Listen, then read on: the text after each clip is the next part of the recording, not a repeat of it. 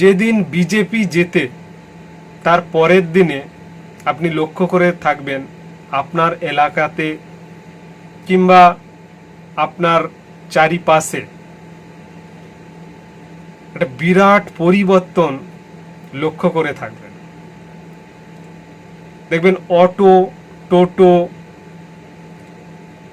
রিক্সা, বিভিন্ন জায়গায় যে টিএমসির ফ্ল্যাগগুলো লাগানো ছিল সেগুলো কিন্তু আর দেখতে পাবেন না, সেখানে লেগে গেছে বিজেপির ফ্ল্যাগ। যদি আপনারা ভালো করে লক্ষ্য করে থাকেন তাহলে কিন্তু দেখতে পাবেন। কি বলছে বিজেপির নেতা দেবজিৎ সরকার, শুনুন, তাহলেই কিন্তু আপনাদের কাছে পরিষ্কার হয়ে যাবে আসলে ব্যাপারটা কি। কর্মী বলে পরিচয় দিচ্ছেন, বিজেপিতে এই জিনিস হয় না। এই যে যারা স্বয়ং নিজে থেকে যারা বিজেপি বলে দাবি করছেন, স্বঘোষিত বিজেপি, তারা বিজেপি নন এবং এভাবে বিজেপিতে কেউ যুক্ত হতে পারেন না। আমরা এটাও লক্ষ্য করেছি যে কিছু বিধায়ক তারা ঘোষণা করে দিচ্ছেন, কিছু পৌরসভার লোকজন, পৌরসভার পৌর প্রতিনিধি, তারা সরাসরি ঘোষণা করছেন যে তারা নাকি বিজেপি হয়ে গেছেন, যারা তৃণমূলে ছিলেন। বিজেপিতে এইভাবে যোগদান করা যায় না এবং যারা বিভিন্ন সময় মানুষের বিরুদ্ধাচরণ করেছে, মানুষের ক্ষতি করেছে, মানুষের ওপর অত্যাচার করেছে তৃণমূলের জামা পরে, বিজেপি তাদের রাতারাতি বিজেপিতে বা পার্টিতে সামিল করতে আগ্রহী নয়। তাদের জন্য এবং ভারতীয় জনতা পার্টির পক্ষ থেকে পশ্চিমবঙ্গের মানুষের জন্য এটা একটি বার্তা। আমরা এটাও খেয়াল করেছি, পার্টি দেখেছে যে বিভিন্ন জায়গায় ভারতীয় জনতা পার্টির নাম করে বা ভারতীয় জনতা পার্টির ব্যানার কিছু লোক যারা কিনা ড্রাগসের ব্যবসার সঙ্গে যুক্ত কিংবা গাঁজার ব্যবসার সঙ্গে যুক্ত, তারা নিজেদেরকে বিজেপির লোক বলে দাবি করছে। পার্টি এই জিনিসকে এন্ডোর্স করে না এবং বিজেপিতে এই ধরনের কোনো যোগদান কোথাও হয়নি, বা যদি কোথাও এই ধরনের যোগদানের কথা কেউ বলে থাকেন তা ভুয়ো, মিথ্যে। আমাদের পার্টি এটা এন্ডোর্স করছে না।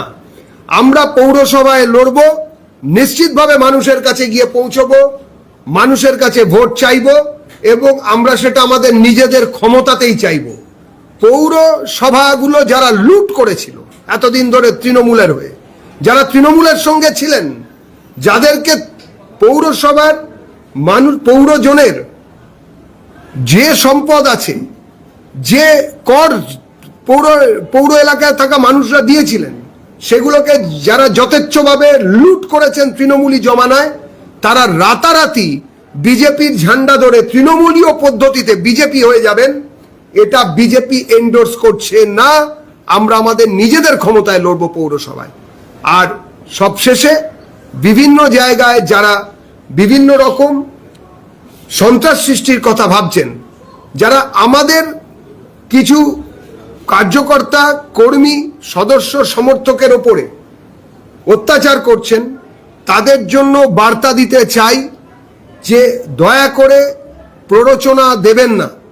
কেননা যে পদ্ধতিতে ভারতের সংবিধান চলে, সাংবিধানিক একটি অঙ্গ নির্বাচন কমিশন, তারা যে পদ্ধতিতে চলেছে এবং সর্বোপরি পশ্চিমবঙ্গের জনতা জনার্দন ভোট দিয়ে বিজেপিকে জয়ী করেছেন, সেইখানে দাঁড়িয়ে এইরকম ভাবে বিজেপির যারা কর্মী, সদস্য, সমর্থক, তাদের উপরে যে অত্যাচার নামানো চলছে, সেটা অন্যরকম পরিস্থিতি সৃষ্টি করতে পারে।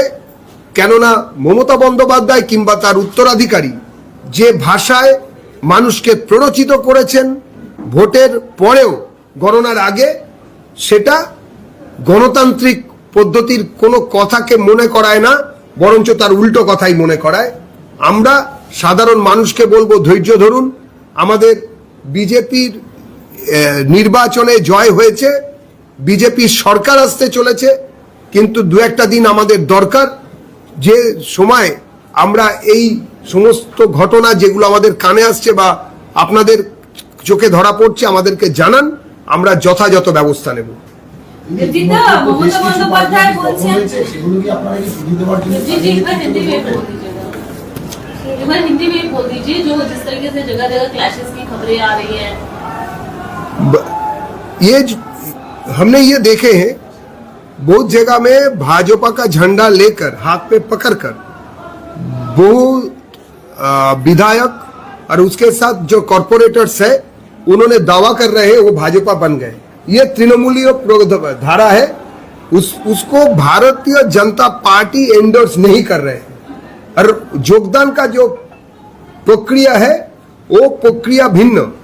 कोई भी किसी की तरह पे अगर योगदान किया कर रहे हैं, कर गए, ऐसा कोई दावा कर रहे हैं तो वो योगदान भारतीय जनता पार्टी के तरफ से एंडोर्स नहीं हो रहा है। और अभी बहुत जगह पे ऐसा हम लोग सुने हैं जो भारतीय जनता पार्टी का फ्लैग हाथ में लेकर तोड़फोड़ किया गया। बहुत जगह में पार्टी ऑफिस जिसका भी हो उसके अंदर घुसकर कुछ किए गए हैं। ये काम हमारा भारतीय जनता पार्टी पश्चिम बंगाल का माननीय अध्यक्ष महोदय ने बोले हैं, ये पार्टी एंडोर्स नहीं कर रहे हैं और सख्त कानूनी व्यवस्था सबके ऊपर होना चाहिए, चाहे वो जिस पार्टी के हो ना हो। आज ममता बनर्जी ने कहा है कि मैं रिजाइन नहीं दूंगी। বাংলায় বলেনি, মমতা বন্দ্যোপাধ্যায় বলছেন যে আমি পদত্যাগ করব না, যাই হয়ে যাক না কেন, কারণ আমাকে গণতান্ত্রিক ভাবে আমি হারিনি, আমাকে হারানো হয়েছে চক্রান্ত করে হারানো হয়েছে। এই ধরনের কোনো কথার কোনো উত্তর কেউ দিতে পারে বলে তো আমরা জানি না। তার কারণ হচ্ছে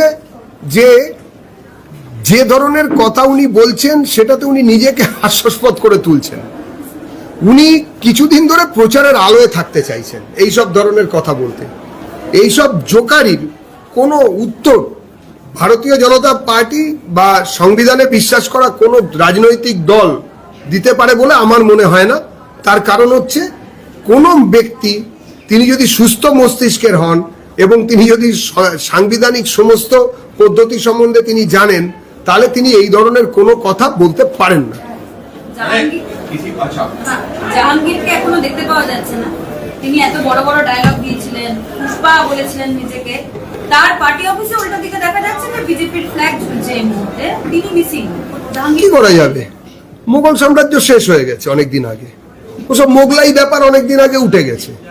কি করা যাবে? এইসব ধরনের কথাবার্তা এর আগে ওনারা বলেছেন, দেখে নেবেন ডিজে বাজবে। জাহাঙ্গীরের মালিক তো বলেছিলেন যে 4 তারিখ বেলা 12টার পর উনি নাকি ডিজে বাজাবেন, দেখে নেবেন। তা যাদেরকে বললেন দেখে নেবেন, যাদের উদ্দেশ্যে বললেন তারা জিতে গেছে এবং তারপরে জনতা এখন খুঁজে বেড়াচ্ছে ওনারা কোথায় আছে। দেখা যাক কি হয়।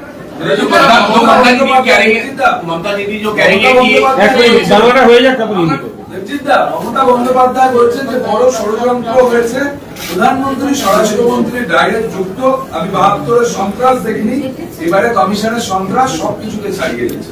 বলছি তো উনি প্রচারের আলোয় থাকার চেষ্টা করছেন, ডাহা মিথ্যে কথা নিজের দিকে আলো টেনে আনার চেষ্টা করছেন। এসব করে লাভ হবে না। ভারতের সংবিধান উনি যা যা করেছেন বা যা যা করছেন কোনোটাকেই এন্ডোর্স করে না। আর উনি কবে কোন সংবিধান মেনেছেন, কবে কোথায় ভারত রাষ্ট্রের কোন নিয়ম উনি মেনেছেন?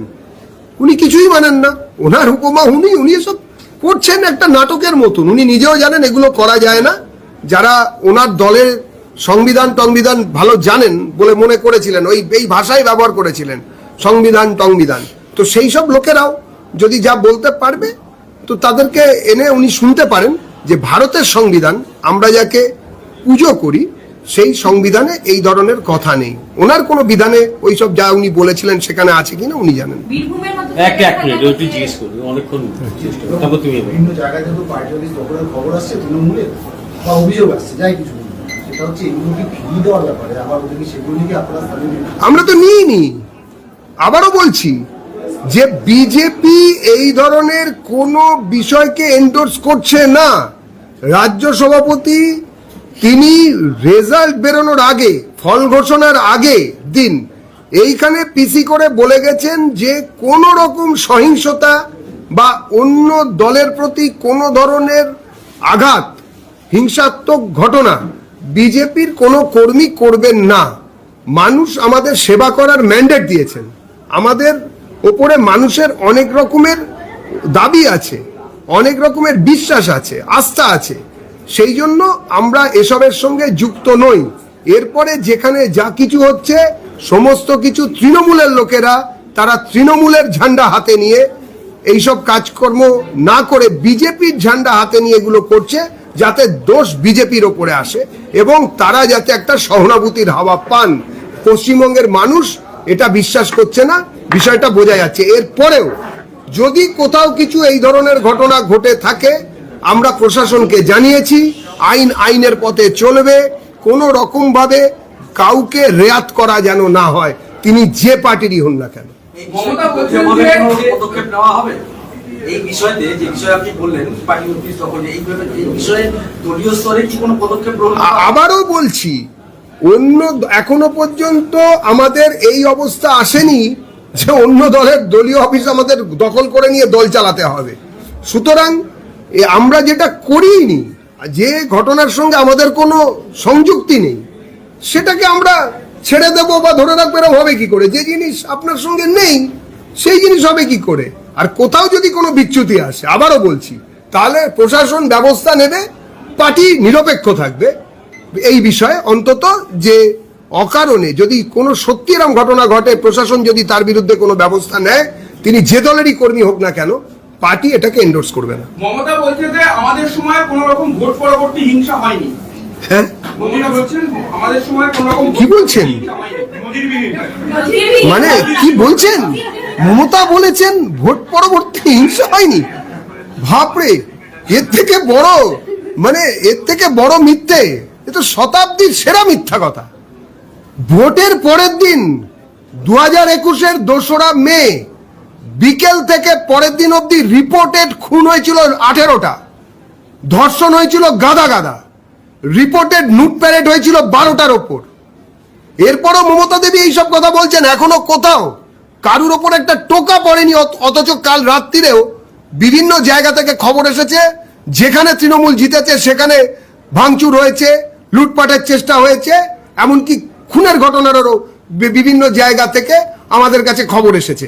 আমরা তাও বলছি যে আমাদের সংযম রাখতে হবে, দলীয় যারা কর্মী তাদেরকে সংযম রাখার অনুরোধ করেছি এবং সেটা তারা জায়গায় জায়গায় রাখছেন।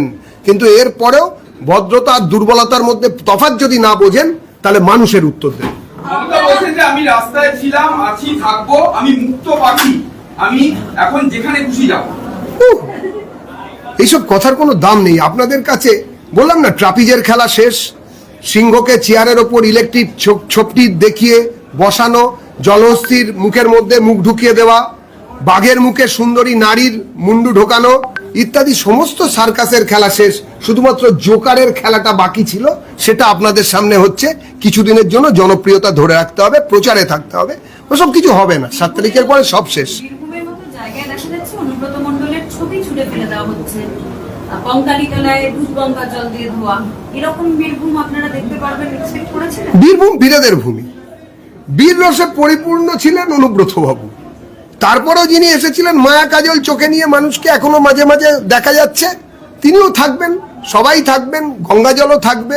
গুড় বাতাসা দিয়ে দেখিয়েছিলেন একজন, উন্নয়নকে রাস্তায় নামিয়েছিলেন ত্রিশুলাতে একজন, সেখানে গঙ্গা জল ইত্যাদি প্রভৃতি চলতে থাকবে।